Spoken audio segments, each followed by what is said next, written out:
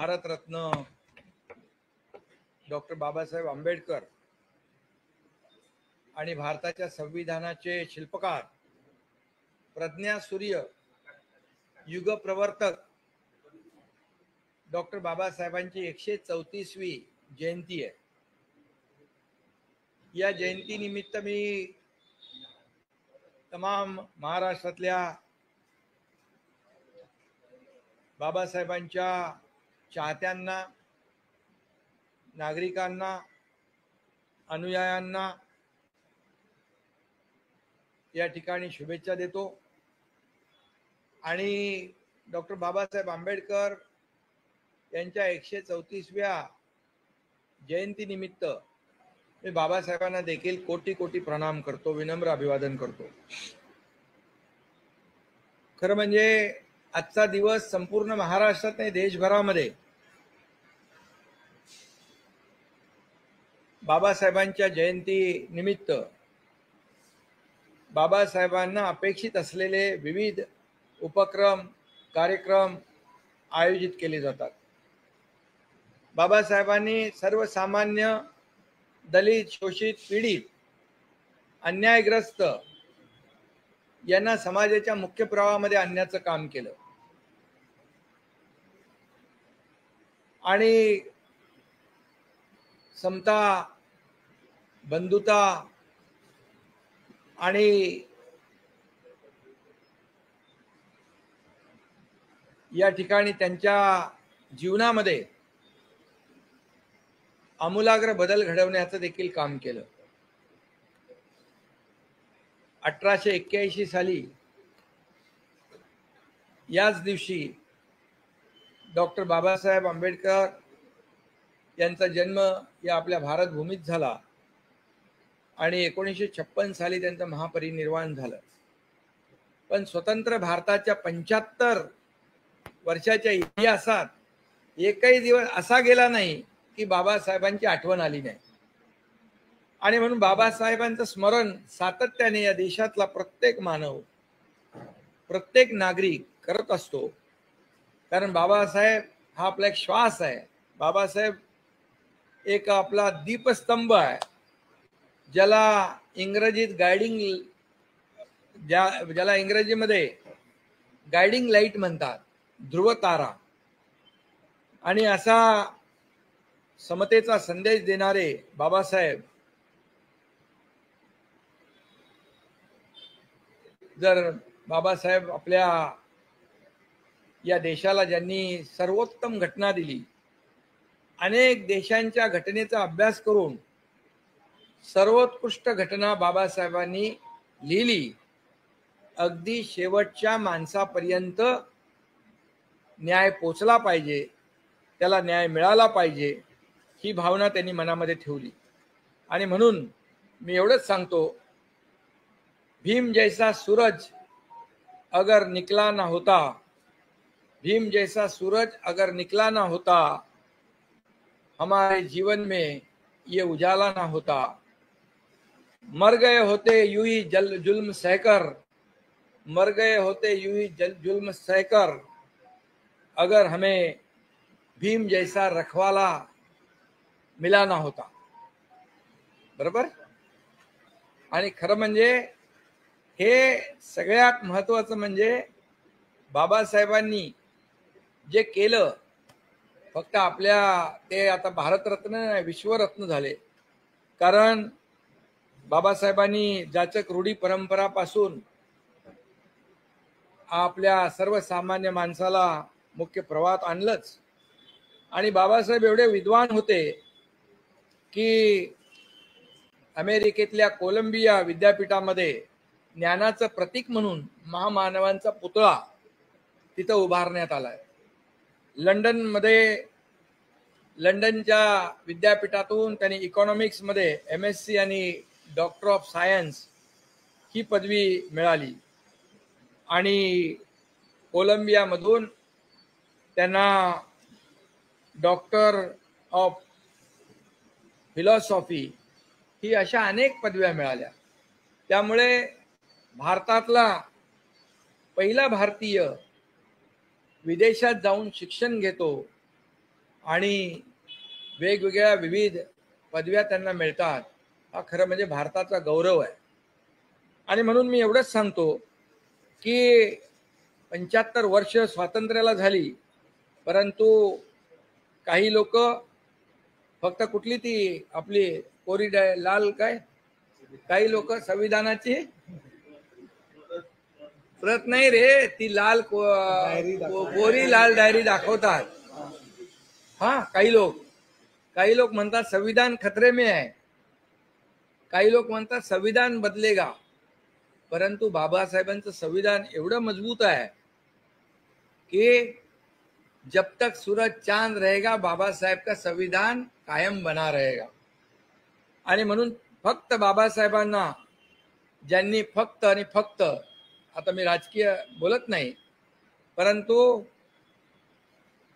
ज्या काँग्रेसने बाबासाहेबांना नेहमीच पराभूतही केलं, त्यांना त्यांच्या विचारांना त्रासही देण्याचं काम केलं, परंतु खऱ्या अर्थाने 2014 साली या देशाचे प्रधानमंत्री नरेंद्र मोदीजी या देशाचे प्रधानमंत्री झाले.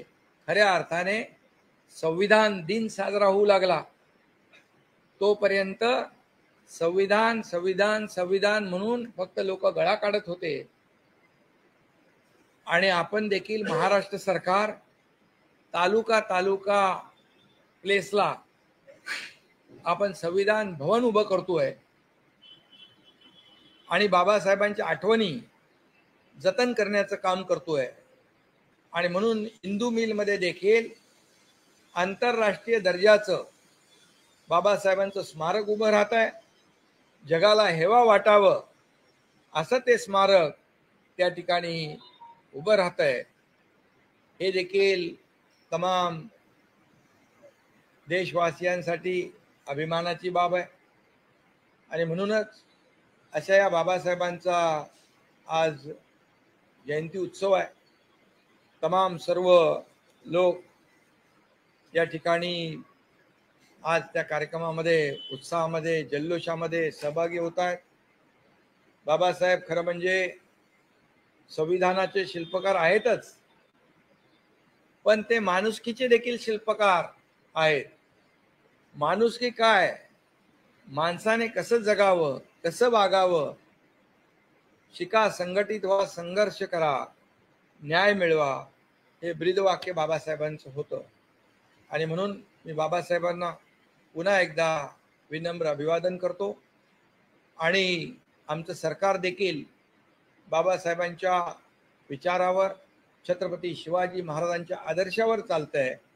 आणि म्हणून बाबासाहेबांची घटना सर्वसामान्याला न्याय देणारी घटना आहे. आणि म्हणूनच सर्वसामान्य कुटुंबातला व्यक्ती या देशाचे प्रधानमंत्री झाले, एका शेतकऱ्याचा मुलगा या राज्याचा मुख्यमंत्री झाला, आणि एक आमची दलित आदिवासी भगिनी या देशाची राष्ट्रपती झाली.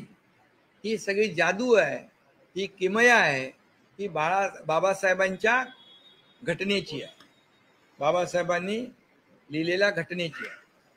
आणि म्हणून मी पुन्हा एकदा तमाम महाराष्ट्रातल्या जनतेला आज बाबासाहेबांच्या जयंतीनिमित्त मनापासून शुभेच्छा देतो. सर, आज चैत्यभूमी इथे तुमचं भाषण झालेलं नाहीये, पूर्वनियोजित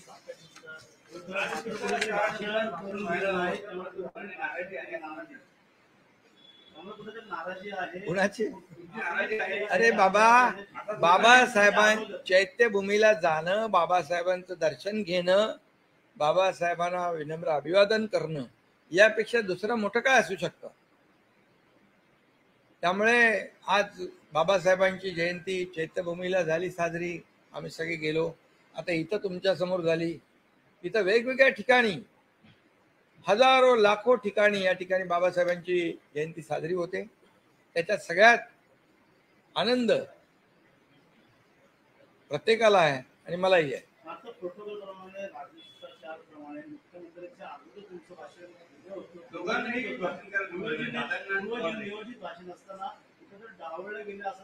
अरे बाबा, त्या भाषणापेक्षा बाबासाहेबांचं दर्शन मला मोठं होतं.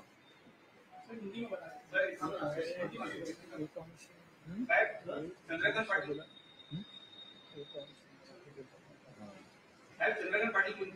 खरं म्हणजे मी सांगू का तुम्हाला, बाबासाहेबांच्याकडून आज प्रत्येकाने एक तरी त्यांचा गुण घेतला पाहिजे. आणि मी तर म्हणेल, मगाशी बाबासाहेबांना विनम्र अभिवादन करताना म्हणालो, बाबासाहेब तुमच्यातला एक अंश जरी दिला, एक अंश जरी मिळाला, तर या मनुष्य जीवन सार्थक होईल आणि समाजाची सेवा करायला ऊर्जा आणि प्रेरणा मिळेल. यापेक्षा दुसरं काय महत्वाचं? चंद्रकांत पाटील म्हणताय, हा, चंद्रकांत पाटील म्हणताय की काही लोकांना सत्तेमध्ये यायचं आहे, परंतु काही लोकांनी त्यांना अडचण केल्यामुळे सत्तेमध्ये येऊ शकत. आता ते तर चंद्रकांत दादांनाच माहीत असेल, ठाकरेंना खास करून ठाकरेंना सत्तेमध्ये यायचं. मला तर माहित नाही बाबा. सर, काही दिवसापासून राऊतांनी ते हे ना विचारलं. गाढवाचं ट्विट समोर आलेलं आहे. उंदराची भूमिका म्हणून संजय राऊतांना उपमा दिलेली आलेली आहे. त्यामुळे चर्चा रंगली आहे. बकरा, गाढव आणि उंदीर त्यामुळे नक्कीच कुठेतरी नरेश म्हस्केंचे विषय आहेत. सर, त्यांनी ट्विट देखील केलं होतं संजय राऊतांनी. अमित शहा यांनी मला बाजूला केलेला तो व्हिडिओ. राऊतांचं म्हणणं की आम्ही कधी सत्तेत गेलो नाही, उद्धव ठाकरे यांनी देखील सत्तेत जायचं नाही, एवढी आमची लाचारी नाही, भ्रष्ट आणि चोर मंडळाची तुम्ही सांभाळा. भ्रष्ट लोकांसमोर जायचं नाही असं म्हणणं आहे. सत्तेत देखील जायचं ना, हाव नाही. ते सगळे उत्तर देतील नरेश म्हस्के. आज उत्तर भारत रत्न डॉक्टर बाबा साहेब अम्बेडकर जी की 134वीं जयंती है. ये बहुत बड़े पैमाने पे महाराष्ट्र राज्य में और देश में सभी जगह मना रहे हैं. मैं बाबा साहेब जी को उनके जयंती के अवसर पर विनम्र अभिवादन करता हूँ, कोटि कोटि प्रणाम करता हूँ. और उनके लाखों अनुयायी जो है, लाखों नागरिक जो है, करोड़ों लोग हैं, उनको डॉक्टर बाबा साहेब अम्बेडकर जयंती के उपलक्ष्य में बहुत बहुत शुभकामनाएं देता हूं और सभी लोगों का अभिनंदन करता हूं. बाबा साहेब जी ने, डॉक्टर बाबा साहेब अम्बेडकर जी ने मनुष्य को कैसे जीना, उनको जो शोषित, पीड़ित, दलित, उनको मेन स्ट्रीम में लाने का काम किया है. समता बंधुता का जो उनको मार्गदर्शन दिया है.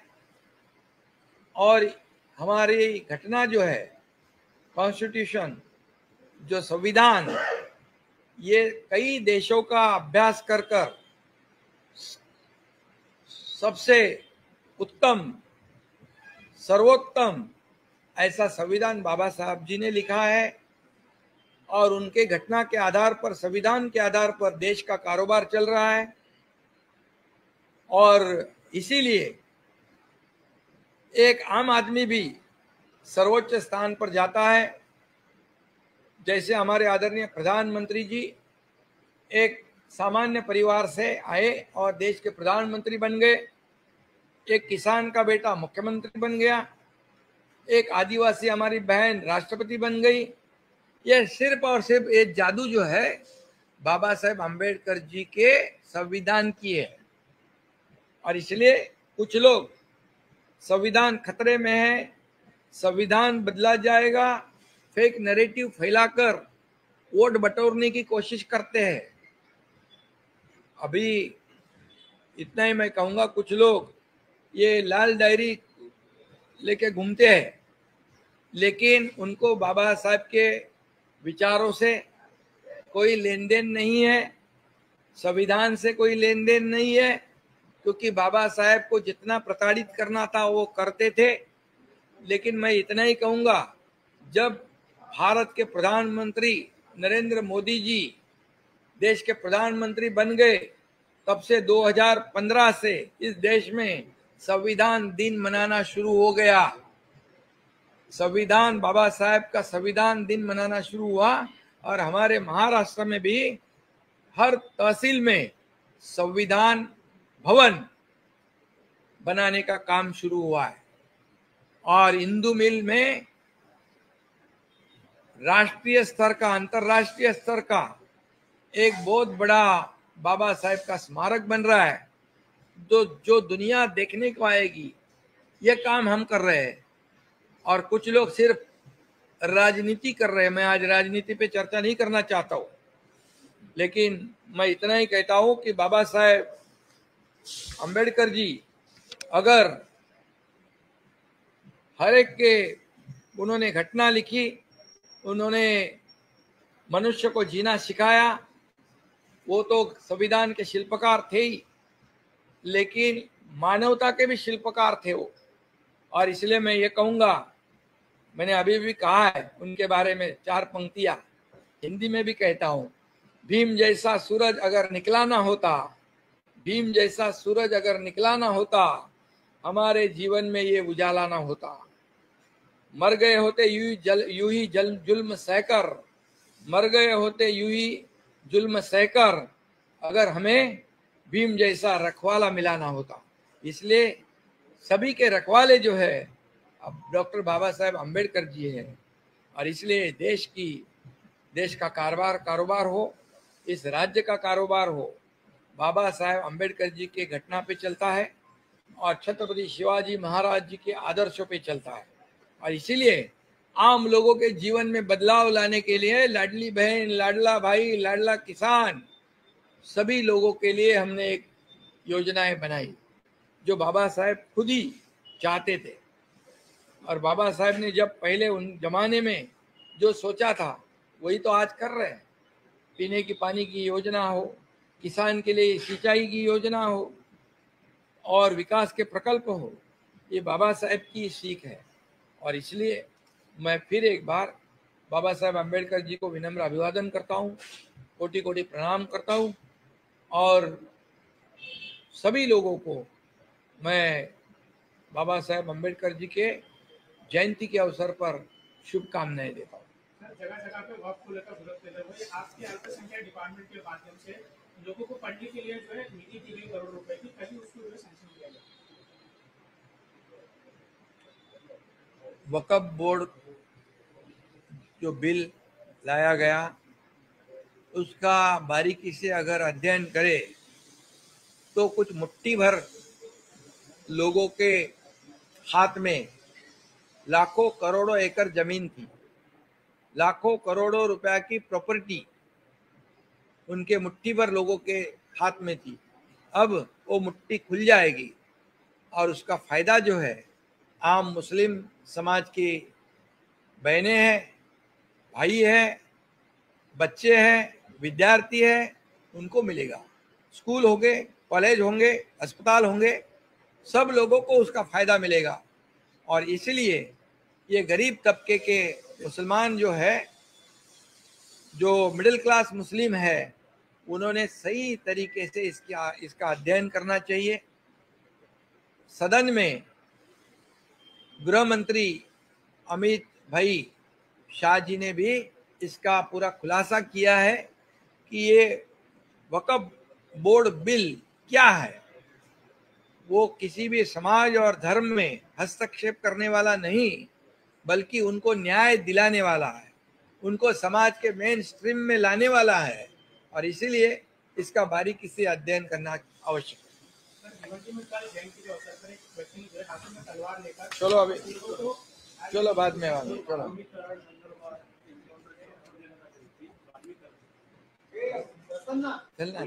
चल आता बाबा साहेब